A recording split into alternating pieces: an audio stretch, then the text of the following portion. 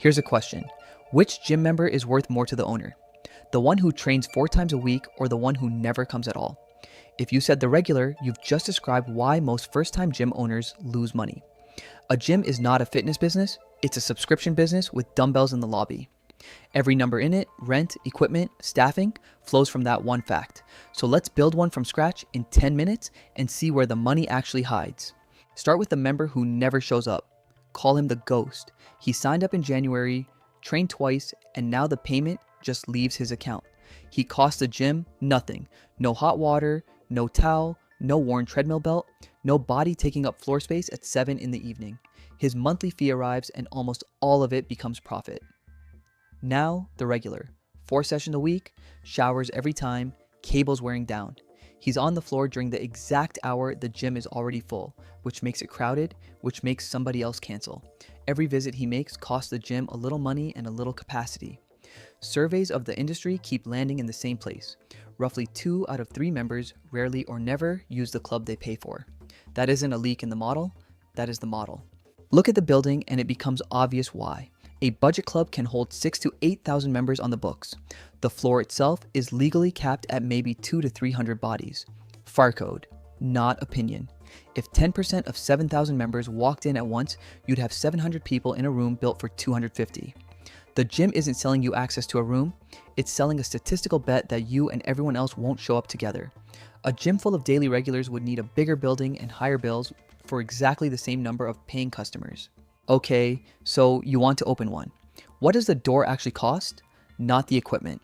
Everybody guesses equipment. It's the building. A landlord wants 3 to 6 months of rent upfront as deposit before you've laid a single square meter of floor. Rubber flooring that survives a dropped barbell, $10,000 to $40,000. Locker rooms and showers need waterproofing and real drainage, another $10,000 to $50,000. Mirrors, floor to ceiling, installed, $3,000 to $12,000. And then the line nobody budgets for. Air. A retail box isn't built to hold 100 people making heat and moisture for hours. Ventilation code isn't a vibe, it's arithmetic. Around 20 cubic feet of fresh air per minute for every person exercising, plus a small allowance for the floor area itself. 100 people on a 5,000 foot floor needs over 2,000 CFM. That's not a fan. That's a full HVAC system, $10,000 to $50,000. Stack the deposit, the build out, the licenses, the insurance, the launch marketing, and a cash reserve, and a mid-sized gym needs $300,000 to over $1 million just to unlock the front door. Now the equipment, which is a trap of a different shape. One commercial treadmill, $2,000 to $8,000. You need 6 to 12. Strength machines run $1,000 to $5,000 each, and a real floor wants 20. Racks, dumbbells, benches, the bill lands between $40,000 and $250,000.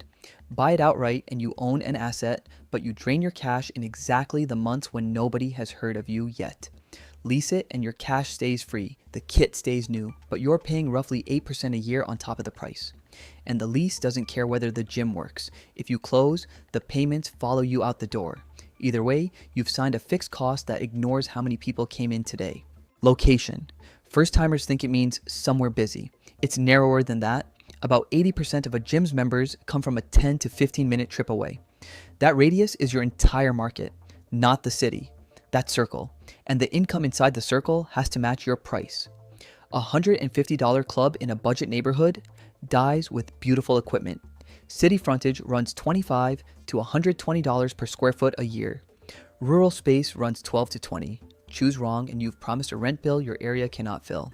Then there's the calendar, which is stranger than it looks.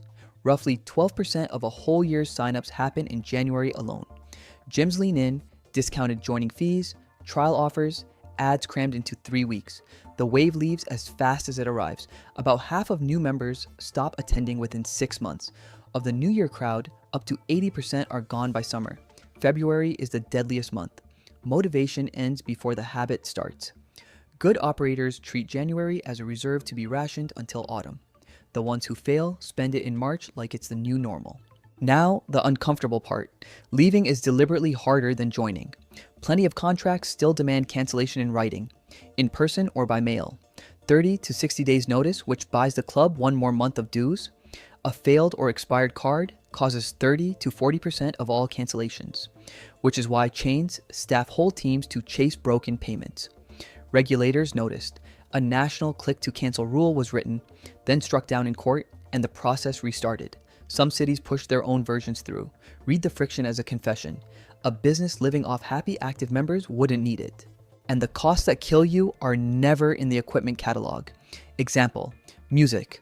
Playing music for customers is a public performance and it needs a license, not one license. Several, from different rights organizations, held at the same time.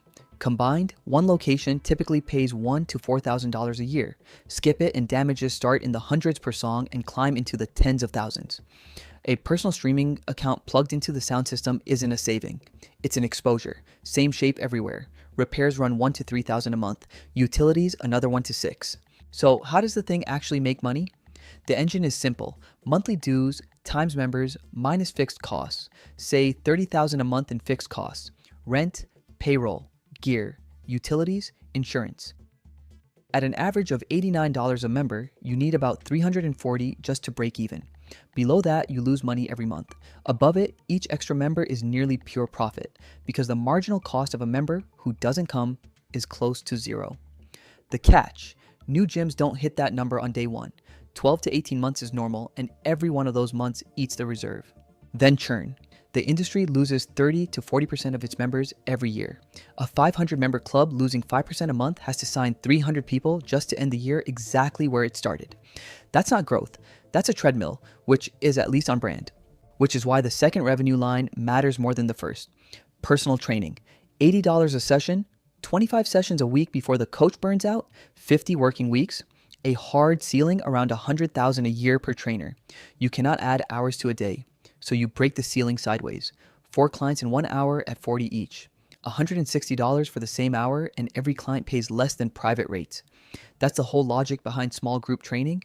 The gym doesn't keep it all. Trainers take 30 to 50% of what they bill. Still, one committed training client can be worth dozens of membership cards nobody swipes.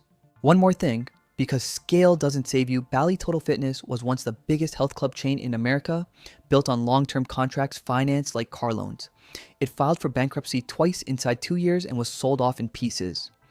Another giant went down carrying more debt than its cash flow could serve. Neither collapsed because people stopped wanting to train. They collapsed because fixed obligations outran reliable revenue. A full parking lot tells you nothing about whether the structure underneath holds. So here's your first year in 2 versions. Good version, right catchment, break even on time, low churn, a real training program, $500,000 to $1.5 million in revenue, 10 to 20% net. Bad version, nothing exotic.